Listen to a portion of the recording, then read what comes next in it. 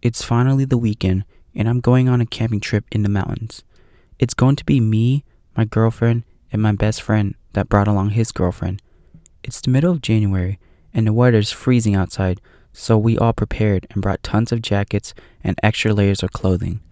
I tried my best to bring as much food as possible because I know we will be out there for the weekend, and I doubt I'd be able to fish or let alone hunt anything. This is my first time camping, so I don't know much about the outdoors, but my friend John kept bugging me about it, so I finally gave in. We all went in my little Toyota Camry.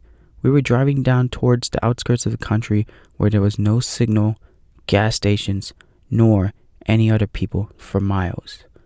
When we finally got to the mountain area after hours of driving, I parked my car on the dirt road.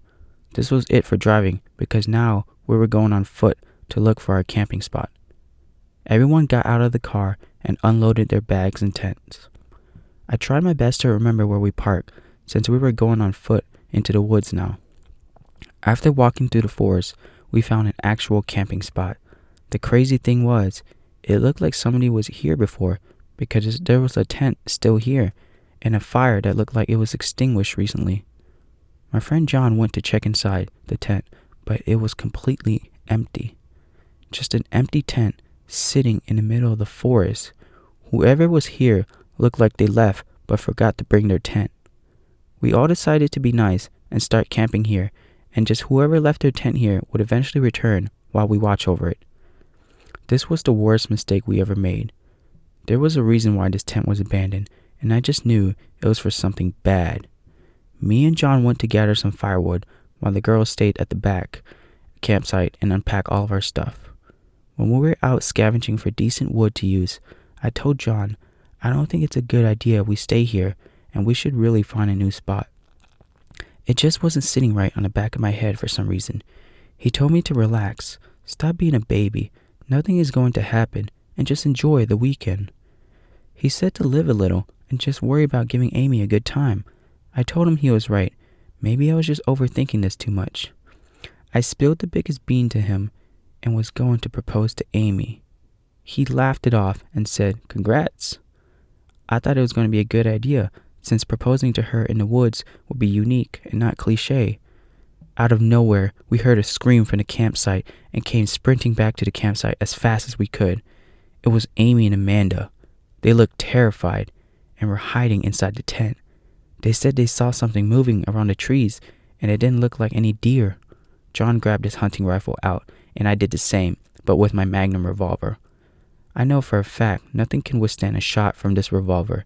It was a Smith & Wesson 500, a super huge 6-round revolver known to take down bears. If anything, I wasn't worried one bit. After calming the girls down and asking them to describe the thing, they were terrified and just said it was hairy and looked huge. But when we came back, the thing ran off into the woods. She said it looked like it was moving around in a circle around the campsite as if it were stalking its prey. We just calmed them down and told them there's nothing to be worried about because if it were to ever come back, then it wouldn't be alive after I'm done with it. It was getting dark by now and we still have no firewood. We dropped our stack we collected earlier when we came running back. I guess we're not roasting marshmallows tonight. Plan B was just to use the LED lantern we bought at the outdoor shop last week. We hung it up and this thing actually turned out to be pretty useful and bright enough to light up our campsite just enough to see. Also, to compromise, I took out my canned tuna and beef jerky packs and shared them with everyone. Not bad at all, John said. You really came prepared and laughed. The girls didn't seem too fond of the tuna or beef jerky, but it was whatever to them because they barely ate it. After a whole night of talking about what the thing was earlier and what it could be, we played spin the bottle and I finally made my move and called Amy out. I told her to stand under the light and I got on my knees. Amy, the love of my life. In this dark and scary time, I would like to ask you, will you marry me? She was jumping for joy and said yes 1,000,000 times. Mission accomplished. I got what I wanted and everyone was really excited for me. I didn't want anything else to ruin this special moment because now it was time we call it a night and hit the sacks. John and Amanda slept in their tent while me and Amy slept in ours. I had my revolver right under my pillow and cuddled with Amy all night. Honestly, nothing can ruin this special weekend. Well, that's what I thought, until the worst has yet to come. Finally. Something woke me up in the middle of the night, and it sounded like crunching leaves coming from outside. It was noticeably loud, and I'm surprised Amy didn't wake up from this. I tried calling John, but I realized my call didn't go through because we had no signal out here. I had to do something fast, but I didn't want to make such big noises. I was honestly more scared than ever, even with a gun. Being put on the spot really throws your confidence down the sink, especially when you don't know what to do. I woke up Amy and told her there's something out there. She immediately noticed the situation just as much as I did, because the noise outside was getting louder and louder, as if whoever or whatever was out there inching closer and closer. I grabbed my flashlight and revolver and peeked outside, but there was nothing. I looked all around with the flashlight in one hand and my gun in the other and saw what the culprit was. I couldn't make out what it was. It stood as tall as a grizzly bear and was huge. I can see how hairy it was.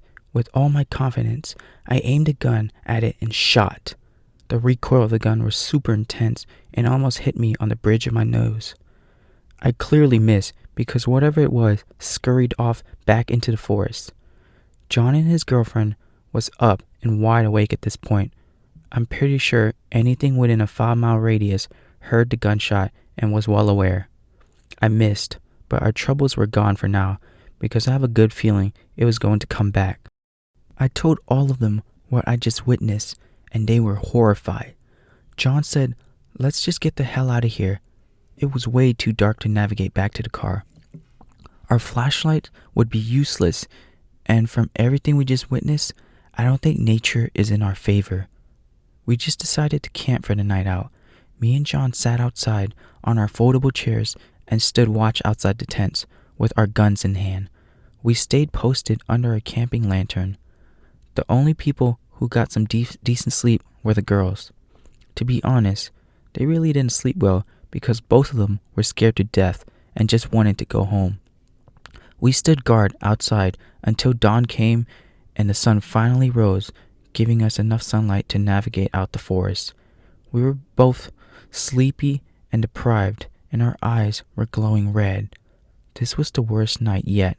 We gathered all of our things, besides that one empty tent that was here before, and started our way out of the forest. I just couldn't stop thinking what that thing was and whether it was a person or animal. To be honest, it seemed more animal-like to me. Also, whose tent was that, and why was it completely abandoned? Things just didn't add up, and I wanted answers. At this point, nobody was ready to be Sherlock Williams because the girls just wanted to go home, and I can tell John wasn't feeling it either. Armed with our weapons out, we finally navigated outside the forest and retraced our steps, eventually finding our car parked at the same spot as we left it. We all stopped in our tracks when we saw something we wish we hadn't seen. There were large footsteps that circled around the car. Whatever it was had been near our car and long gone. After doing a 360 and checking all of our surroundings, I told him to load up the car and get in. While all of our stuff and everyone was in the car, I pulled out my revolver and pointed it straight up into the air. I grabbed it with both of my hands this time and shot a bullet into the air. This was my warning shot to hopefully scare off whatever was out there. We drove off the dirt path and headed back towards the city. This was the last time we've ever visited the forest, and camping never crossed our minds ever since. Whatever was lurking out there is still roaming on this earth to this day. As to whatever happened to that camper and the abandoned tent still remains a mystery to this day. Thank you guys for listening to my story. If you guys want more scary content like this, please subscribe to my channel, if you dare.